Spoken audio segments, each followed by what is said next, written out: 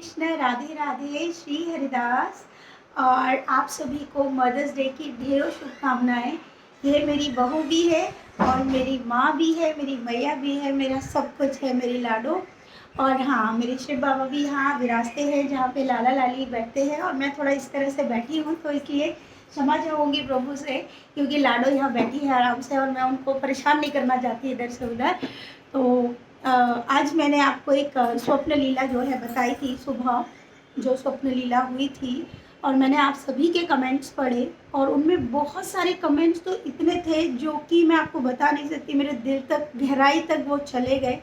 सबसे अधिक मतलब एक मैया का कमेंट था जिन्होंने बहुत ही सुंदर तरीके से उसका विवरण किया, और वो विवरण इस प्रकार से था कि ये प्रेम सागर था प्रभु का, जिसमें प्रभु ने डुबोते हुए भक्तिमय होने की एक प्रेरणा दी है कि भक्ति में ही रहना सर्वोपरि है।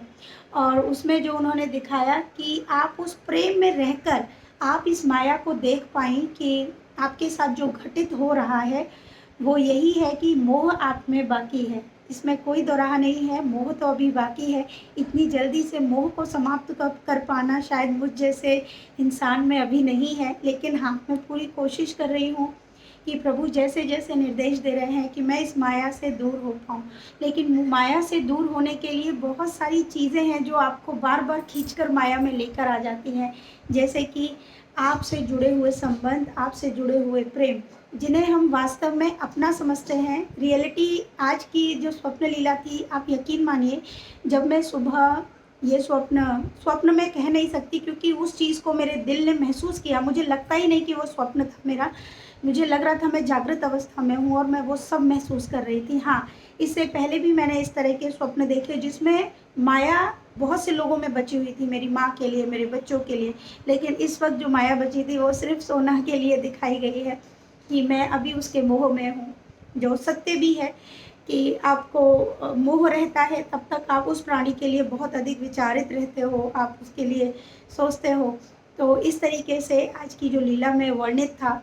तो दूसरा, इसमें एक और चीज़ का मुझे पता चला कि माया इतनी प्रबल होती है प्रभु की कि उस माया को तोड़ने के लिए भक्ति में पूर्ण रूप से आपको जाना होगा।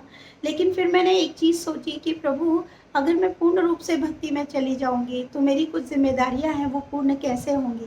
देखिए, मैं मानवी हूँ, तो प्रभु का वो भी मुझे मालूम है कि उसके लिए भी प्रभु राह देंगे, और जिस दिन वो राह मिलेगी, कब तक मिलेगी, मुझे कुछ नहीं पता।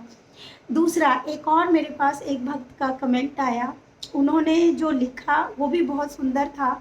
उन्होंने लिखा कि जब हम इस दुनिया में रहते हैं और माया में फंसे होते हैं तो हमें दो ही चीज़ें हैं जो हमें हमेशा प्रेम करती है। एक होता है माँ का प्रेम और दूसरा होता है भगवान का प्रेम, क्योंकि सबसे अधिक आपके सगे संबंधी, भाई, प्रेमी, पति सब आपको कुछ समय के बाद भूल जाएंगे, लेकिन एक माँ का ही प्रेम है जो बहुत लंबे समय तक चलता है, जो कि गीता में भी वर्णित है। जब प्रभु ने अर्जुन से कहा था कि सबसे अधिक अगर विलाप करेगी तो आपकी माँ, लेकिन कुछ समय के बाद माँ के वो आंसू भी सूख जाएंगे और अंत में बसते हैं हमारे परमात्मा मीन्स हमारे प्रभु, हमारे कान्हा जी, हमारी राधा मैया।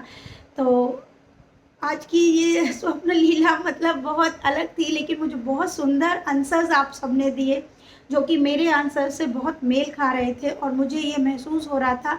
और एक और इसमें कमेंट था कि ये आपके पूर्व जन्म से भी संबंध रखता है। तो ये भी मैं आपको बता दूं, बिल्कुल सत्य कहा आपने, क्योंकि इसमें मेरा नाम कुछ और था। क्योंकि अब तक प्रभु मुझे मेरे जीवन के 4 पिछले जन्म दिखा चुके हैं। मैं 4 जन्मों को जान चुकी हूँ और ये मेरा शायद चौथा जन्म था, और 5वां, 6वां, 7वां अभी 3 जन्म और बाकी हैं जिन्हें प्रभु को भी वर्णित करना है और प्रभु कैसे लाएंगे, क्योंकि प्रभु के अनुसार और मेरी लास्ट जो प्रभु ने साक्षात्कार दिया था उसमें मुझसे कहा था कि ये मेरा अंतिम जन्म है। तो उस मुक्ति को पाने के लिए बहुत सारे कार्य बाकी हैं जिसको पूर्ण करना है, और क्या क्या कार्य है उसकी राह भी प्रभु देंगे। लेकिन आप सबका बहुत आभार है, क्योंकि आप सबके इतने सुंदर कमेंट्स और इतने सारे मतलब इतने प्यारे ज्ञान के कारण मुझे बहुत सारी चीज़ें जो मुझे नहीं मतलब मैं नहीं समझ पाती हूँ वो भी मैं बहुत आसानी से समझ पाती हूँ, क्योंकि ज्ञान सभी के पास है, अतुल्य है। और जितना ज्ञान आप अर्जित करेंगे, ज्ञान बढ़ता जाएगा। और ज्ञान बहुत सुंदर चीज़ है जो भक्ति को बढ़ाने में बहुत मदद करता है, मैं यही कहूँगी। तो दोबारा से सभी को मदर्स डे की ढेरों शुभकामनाएं, प्रभु के इस ज्ञान के लिए भी और आप सबके आभार के लिए भी। राधे राधे, श्री हरिदास।